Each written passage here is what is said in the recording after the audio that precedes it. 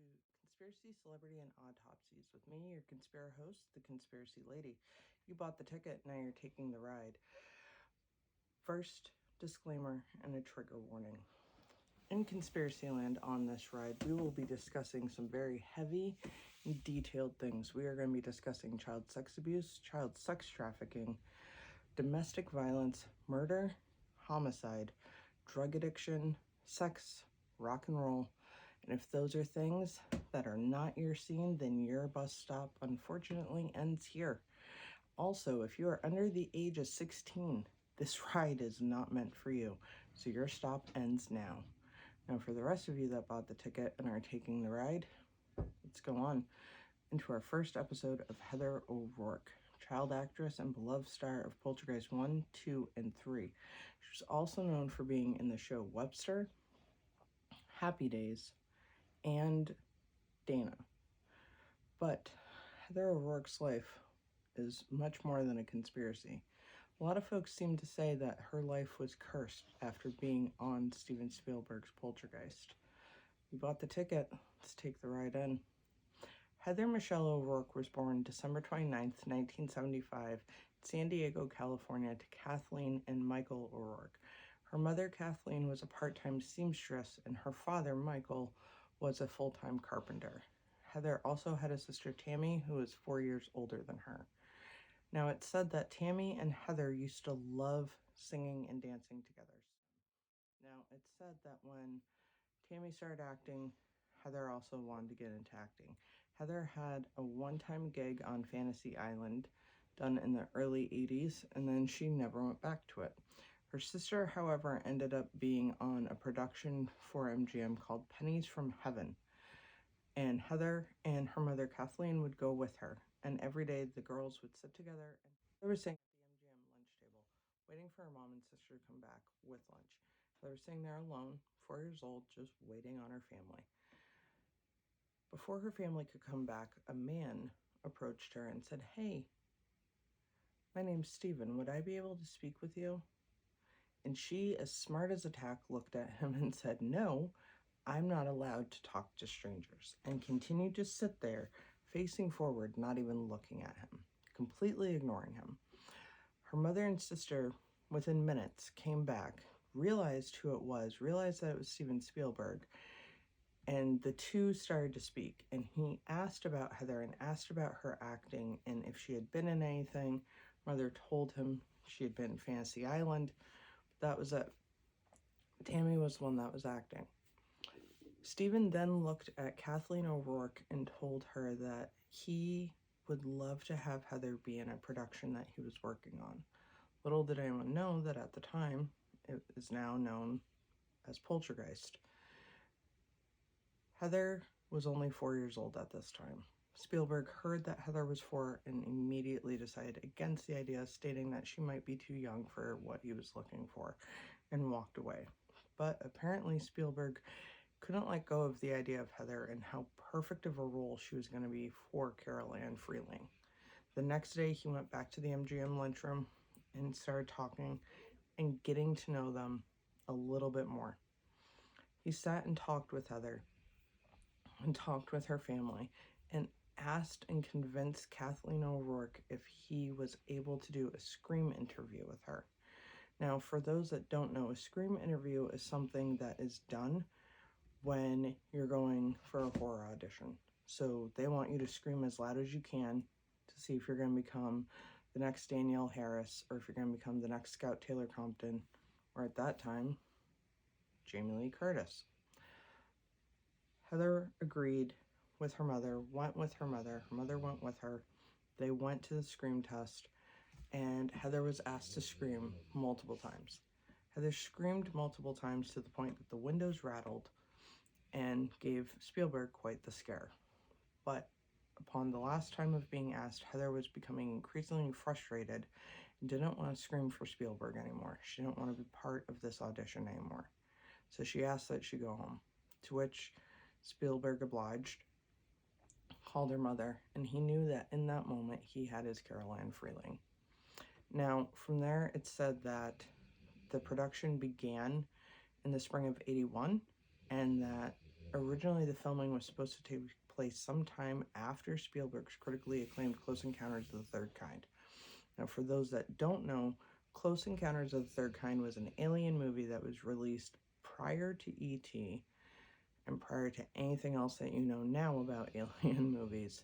And it was done with the idea of a child being kidnapped by aliens. So Spielberg's idea was that this was going to follow Close Encounters of the Third Kind, and that this time it was going to be set around some sort of ghosts and children being taken, and he liked that idea. Well, it didn't work. So the original script was that he instead then wanted the child to be killed, and she would come back and haunt the house. That idea was also scrapped because can you imagine watching Poltergeist as Carol Ann being murdered and then she's coming back to haunt her family? No, that script would have sucked. It would have been terrible. So instead they decided to have it still be a kidnapping where a child was taken. And into the house she is to haunt and to scare and go from there. But Spielberg couldn't direct the movie. You see, Spielberg was already tied to his production of E.T. He already had E.T. going on. He was producing it, directing it, wrote it, and then he wrote Poltergeist and was trying to produce that and be on set with it every day. And he was. So he enlisted the help of his friend Tobe Hooper of Texas Chainsaw Massacre franchise to help direct, which, even so, with Tobe Hooper helping him, he wasn't really allowed to direct the way that he wanted it to because it was Steven's movie. Steven, oddly enough, being a producer, was on the film every day and was able to direct in ways that he wanted it to be done. Just because that's how Steven Spielberg is, I guess. Now, to play the rest of the Freeling family, they casted on JoBeth Williams of The Big Chill as the mother, Craig T. Nelson of Coach fame as the father, Dominique Dunn, Griffin Dunn's sister, as Carol Ann's older sister, Diane, and Oliver Robbins as her brother, Robbie. They had their perfect little family. Now, recently in Vanity Fair, Craig T. Nelson has come out to say that Heather was just a sweetheart. She was so shy and so beautiful, and she was just this wonderful little girl, and she was so perfect for the role. She was perfect just for who she was and her innocence, saying how incredibly innocent this child was. She was 4 years old when she was cast in it, turned 5 during it. JoBeth Williams went on to say that she was so sweet and so easy to work with, and that she took her hand right from the beginning and just never let go of her. She said also that whenever she cried, Heather would cry. Whenever JoBeth would scream, Heather would scream. They just had this dynamic, this bond, and it worked. And it worked so much that even Kathleen O'Rourke used to call JoBeth, and they would have endless conversations for hours. They just had this close-knit group. Now, it said that when the movie started that Heather's sister Tammy was also in production with Annie at the time. So you had Tammy doing Annie, and you also had Heather doing Poltergeist. Now, their father at the time couldn't stand it. He didn't want his children being part of this. And maybe their father knew something that we all didn't know. Maybe he knew that the industry was crooked and that something good wasn't gonna come out of this. So that year in 1981, Kathleen and Michael divorced, leaving Kathleen to take care of the children while Michael left. As unfortunate as it is, happens to a lot of child stars, happens to a lot of people actually. Now, other cast members said that while Heather was on set, that she had the most calming effect being on set. There was something about her. There was this empath spirit that Heather had, that while she was on set, everything seemed to go pretty well, and it was pretty calm. But people also started to say that the set was cursed. There was something wrong with the Poltergeist set. And it wasn't just lights going off when they weren't supposed to, or things getting broken, or things not working the right way. A lot of people have said that the conspiracy idea of this all started with the skeletons that they decided to use for the set. So now there's a scene in the movie where JoBeth Williams, who plays Carol Ann Robbie and Dana's mother, a scene where they can't find Carol Ann. They're looking for her. She runs out back. They're building a pool. She jumps in, and all these skeletons start rising up. Now, it was said that the skeletons that were in the movie were actually real life skeletons. So that it was someone's mom, someone's dad, someone's family member was like popping up. Hell, it could have been an ex-prison mate. Could have been anybody. We don't know. But those skeletons, they were real. Because the prop department told Spielberg that it was too much to make fake skeletons out of foam, rubber, styrofoam, all that jazz. It was too much to do. So instead, it was cheaper to go buy real skeletons, something that JoBeth Williams was not aware of for years to come. And that's where they say that a lot of the cursing that happened on the set came from those skeletons, came from whoever those people were that they possessed in their life. That's where it came from. But that wasn't the only thing that was weird about the set. Oliver Robbins, who played her brother Robbie, was supposed to be attacked by a clown. And at one point he is. There's a sinister little clown that sits at the end of the bed. We all know the scene. If you've seen it, we all know it. And he attacks Robbie and he chokes him and he brings him under the bed. Now, when they went to do that, it was supposed to be a prop. And it was supposed to just turn around. And what they did was it was supposed to be a reverse camera trick. So a lot of times in Hollywood, what they do when you see something turn that way or it goes a certain way, it's usually done in reverse. That's what they were trying to do. Now, luckily, Oliver Robbins has come out and said recently, I think, too, in an interview that he was lucky that day that Spielberg was watching the video assist camera on set because that clown came, turned him around, wrapped around his neck, and was actually physically choking him to the point that he could not breathe and he could not grasp for air. He says, luckily Spielberg saw it in the video assist, cut the film, and immediately went over and got him out of that. But that wasn't the only thing. There's another scene in which Heather O'Rourke's character, Carol Ann, is being sucked into the closet. Now, we all remember that scene very well. Again, if you haven't, spoilers. But Carol Ann gets sucked into the closet. So she's holding on to the bed for dear life. And what they did was they did the same scene sequence that they used in Wes Craven's Nightmare on Elm Street, where Glenn's character comes out of the bed with blood and it's spewing all up on the ceiling. And what they did was they made a set where it reverses. So everything was able to move. They had to rotate it. That's what they did. And when you do that, you have to use harnesses. You have to be safe. You have to make sure your people are safe. Otherwise, you're screwed. Then you don't have any actors, right?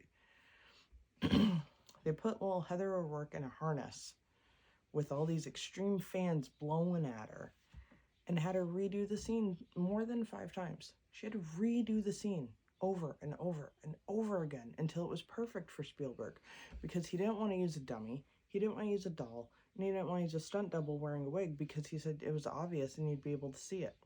He was such a perfectionist that he didn't want it to be known that it wasn't her. So he had to redo it until the point that she broke down and cried and said she did not want to do this scene anymore and that she was done. That was it. She had had enough.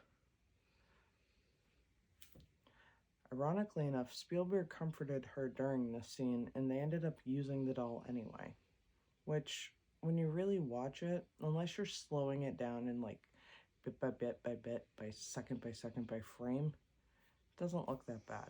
So I don't really see what Spielberg's problem was with it. I think it was fine. But that wasn't the only conspiracy. The other conspiracies that surrounded Poltergeist and the child actors were that Steven Spielberg, and these are accusations of others, full disclaimer, not something I am admitting or not something I'm accusing him of, because I don't want to be sued. I don't need people coming after me. But it is said, accusatory, that Spielberg was part of the pedochild sex trafficking ring, and that he was actually sexually abusing little Carol Ann Freeling. Now, whether that's true or not, none of us know. It could be true, could not be true. We don't know. But if you look into the idea of red shoes, I mean, there's a lot of stuff in Hollywood that doesn't make sense. This might be part of it, and unfortunately, Heather O'Rourke's just one of the people that got passed off, as unfortunate as it is. Now, as many of the conspiracies that go on, it is said to say that when all was said and done, every cast member, every crew member raved about how professional and how amazing Heather O'Rourke really was. They said she would arrive on time to set, she knew all her lines, she knew the entire script even. She knew everything about the script, and she loved doing the movie. And she understood that she had to act scared. She understood that none of it was real. She just had this very professional way about doing it and knowing she was just born to be an actress. That's who she was. Now, at the end of this, she was able to actually keep the goldfish from the movie. When her little bird dies and her mom gets her the goldfish instead, she was actually able to keep those goldfish. But she didn't know that at 5 years old, her life was about to change overnight dramatically.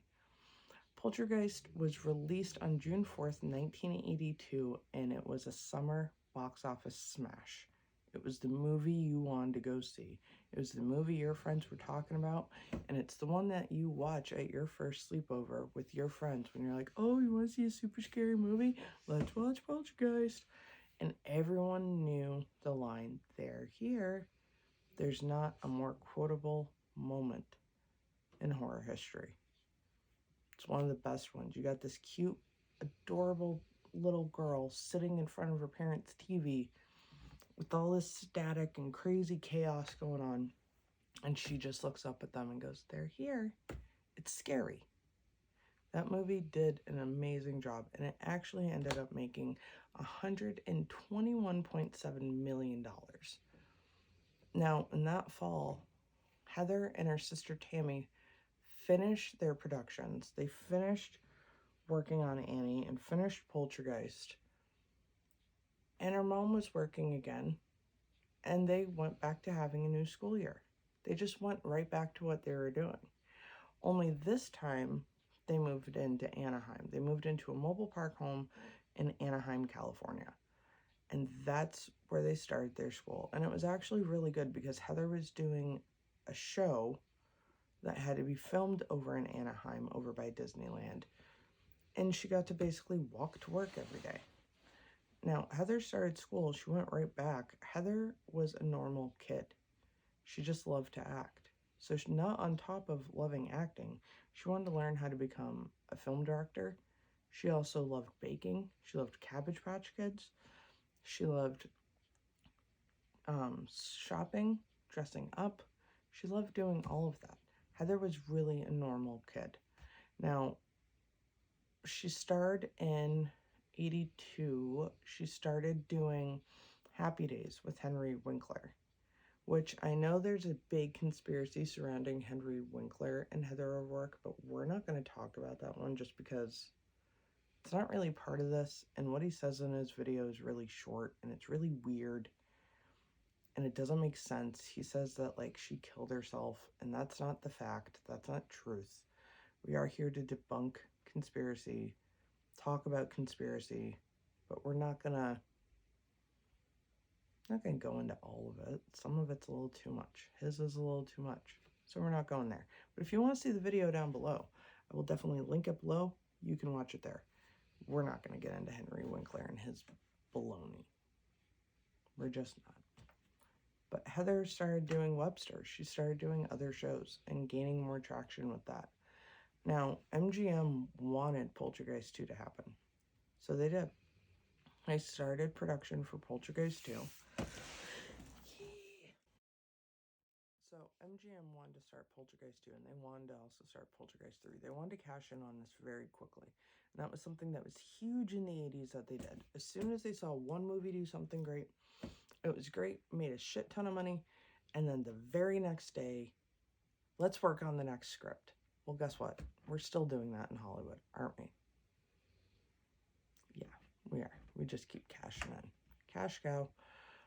But during this time, Heather's mother would marry a truck driver in her mobile home that she had become friends with. And his name was Jim, and the family then decided to move to Big Bear Lake. So they moved into Big Bear Lake in San Bernardino, and that was when Poltergeist 2 started in the summer of 1985. And cast members said that Heather put a lot of dedication and professionalism into the movie. That she was so professional, but that's not to say that there wasn't some weird stuff going on the set there. They had hired a man to play a Native American shaman, and he actually was a Native American shaman. Forget his name, so I'm going to put it up somewhere around here. That's him. Look him up. He was actually a Native American shaman, and they asked him to perform an exorcism on the set because things were getting so weird and so creepy that people really couldn't handle it anymore. And I think the question of, should we be doing this and talking about this stuff, was starting to get to be too much. But they said that once he did the exorcism on the set, everything was fine, and that everything seemed to be better. The problem was, you also had a lot of deaths surrounding Poltergeist. So you have Dominique Dunn, who was murdered outside of her house by her lunatic, crazy, obsessed boyfriend before Poltergeist 2 could even happen. The old man in Poltergeist 2 ended up with stomach cancer and ended up dying. There's just a lot of little things. A crew member almost was killed on a plane. Like, there's just a lot of little things that made Poltergeist, should this be happening? Should this be getting done? Now, they say that when the film finished, it was finished late, and it premiered in May of 1986. Despite acting, though, this all got Heather thinking that she really wanted to do film directing, and she really wanted to take it up. She actually looked at Sylvester Stallone, oh yeah, Rocky, as one of her inspirations because he directed movies. She thought he was inspirational. He thought she was someone she could look up to, which is actually pretty interesting. But right at that, MGM wanted to immediately start on production of Poltergeist 3. And who better to start it than Gary Sherman? They asked him to be the director of it. And Gary Sherman decided that for Poltergeist 3, it should be set in his hometown of Chicago. And he had the perfect place for it to be set. He wanted it to be set at the John Hancock Center skyscraper in Chicago for his ghost story. Now, when I hear that, all I can see where it's being the late 80s, well, mid-80s, 86, is that he was thinking Ghostbusters style. Skyscraper, ghosts, Carol Ann, the Freelings. Let's make it something fun. Poltergeist 3 did not do well. We all know that. Poltergeist 3 was probably the worst film. And it was the last film Heather would ever do. You see, now Heather was starting to get sick right around pre-production for Poltergeist 3. She was starting to complain of stomach aches, and they had attributed it to her having the flu because she had been sick before that. But she was sick with flu-like symptoms, and Heather went to the doctor. Doctor told her, well, you got flu-like symptoms, you're fine, go home. They went to another doctor out in San Diego where she was from, and Kathleen O'Rourke felt like they know her better. And same doctor said the same thing. Well, she got flu-like symptoms, she should be fine. Heather started coming home with her legs and feet swelling.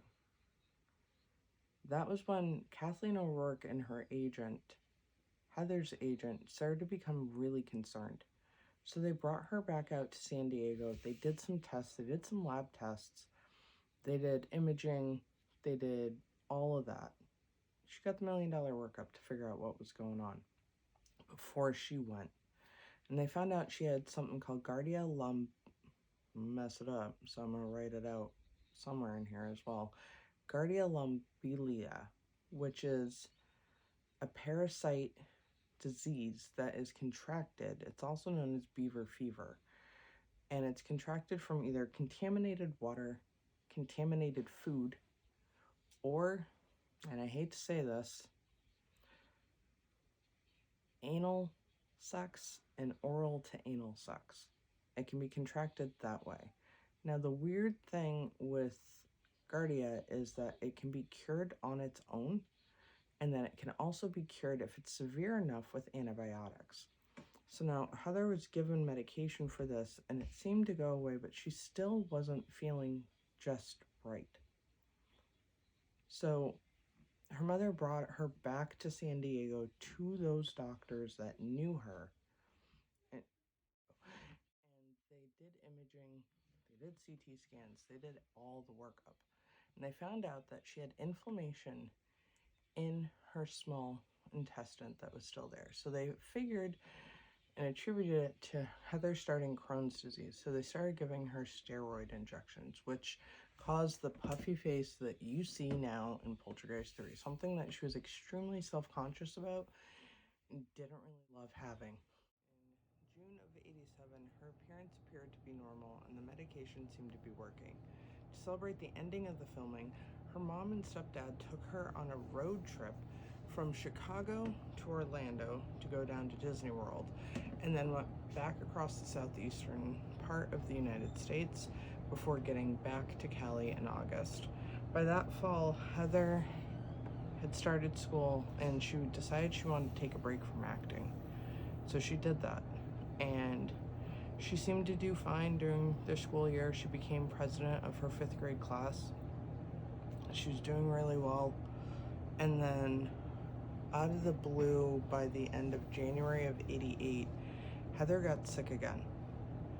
And this time she was telling her sister Tammy that she didn't want to do PE anymore because she wasn't feeling well and she wasn't feeling so good.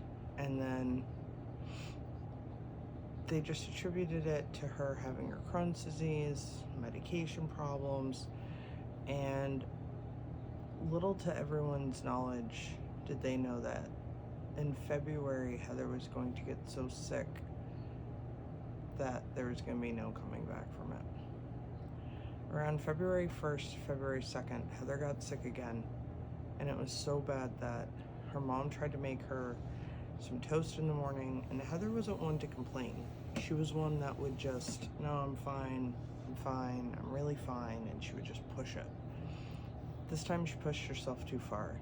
She ended up passing out, throwing up, and her fingertips started to turn blue. Her mother immediately called the ambulance, and she was taken right to the hospital. And Heather ended up having going into cardiac arrest on her way to the hospital, and Heather Michelle O'Rourke ended up dying. They say that she ended up dying from having internal stenosis, and that was what killed her, on top of having cardiac arrest. Now, when you actually look at her autopsy, which is really strange, she doesn't have an autopsy. She just has a death certificate. All it says is it states her name, her birthday, who was her person that it goes to, and should an autopsy be performed, and it says no. Now, I noticed in a lot of my research that there's a lot of celebrities that say no to this, and what's even more strange is that a lot of the celebrities that died that said no to the autopsy, they all go to the same place, which is the Pierce brothers. Heather is buried along with other celebrities such as Don Knotts, to name one, and quite a few other old-timey celebrities. But she is buried there with a little plaque that says Heather O'Rourke, Carol Ann, Poltergeist 1, 2, and 3.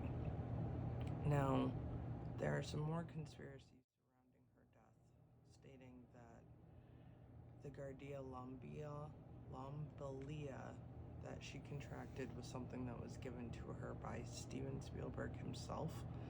Again, I'm not saying this, so don't come at me. It's an accusation that's being speculated in the conspiracy world. That's what happened. People are saying that Spielberg had her killed because she knew too much and she was too smart. There's other conspiracies of just that Henry Winkler had her killed. She was part of the sex trafficking ring. They were tired of her and she was washed up and used, so they had her killed. I don't believe any of that. Little to a lot of people's knowledge, Heather Rourke was actually a twin. When Kathleen was pregnant and had gotten pregnant, she had actually suffered a miscarriage while she was pregnant with Heather, and it stated that Heather was part of a twin, and that when her mother miscarried that twin, whatever was left became a part of Heather. And they also said that her internal stenosis was actually something Heather was born with, and that she died from it not being taken care of earlier on, and that had it had been caught earlier on in her life, she would have still be living to this day. I myself don't believe, and maybe I don't want to believe, that she was part of that, but I don't think it's right to sit there and say that a little girl who was well loved by her family and very well loved by the people she worked with, that she was killed. I'm hoping that's not the truth. This is our first episode, so we're going to find out more each week as we go. But sad to say that Heather O'Rourke died from internal stenosis, not from Crohn's, not from Gardia Lombalia, not from anything else. She died from her not being properly taken care of. She actually died from not her disease not being caught soon enough, her having an inflammation in her small intestine. It wasn't caught soon enough, and unfortunately she passed on. Now, all these years later, you have a lot of people conspiracy theorizing, if you will, different things about Poltergeist and different things about Steven Spielberg. We don't know the truth. There's lots of different things that are said about her. So will we ever know the full truth? Probably not. We probably won't know until much later. But this has been Conspiracies, Celebrities, and Autopsies. You bought the ticket, you took the ride. Upcoming episodes for us are going to include Taylor Hawkins. We're going to dabble into his conspiracy and his autopsy, which still hasn't been released.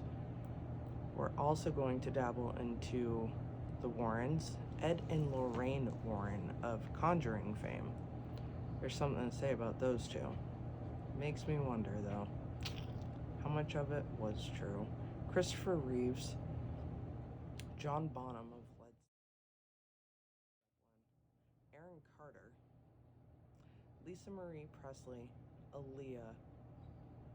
We are also going to dabble into Nicole Brown Simpson and the legendary himself, the legend himself, very legendary, Kurt Cobain. That doesn't mean that we're not going to dabble into other things too. I have a whole list, but if there is something that you guys want to talk about, list it down below in the comments, and don't forget to like and subscribe to the videos. That way we can keep doing these videos and make more.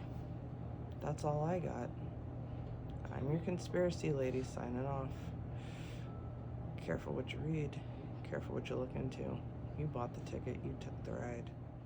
See you next time.